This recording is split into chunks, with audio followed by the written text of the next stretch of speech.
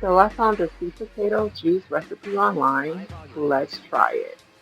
I had yam, sweet potato, ginger, and apple. So here they are, all cut up. And my husband decided to help me as well. So here he goes, helping me in the kitchen, helping me do some work. I decided to add a little bit just to taste the sweet potato juice because who really knows what yam slash sweet potato tastes like as a juice?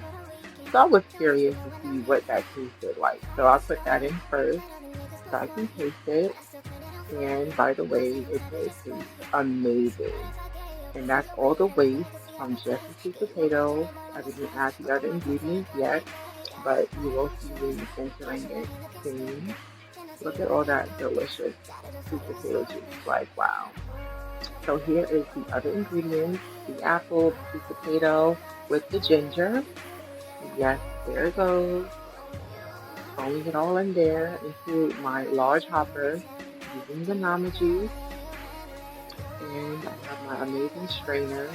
Look at all that extra pulp helping me not get into my juice. That was all of the waste that's coming from the juice. I just love how my juicer helps me make these delicious recipes. Like it just tastes so nice and crisp. And it reminds me of fall too. If you're looking for like a fall drink throughout the year, this is the one to go. It's really, really tasty, I will say. So I'm pouring that into my jar that I'll be freezing because I want to keep it fresh. And it was a great experience. This is how it came out. It was filled all the way to the top. I didn't make too much because I didn't know how I would like it, but it came out great. I loved it.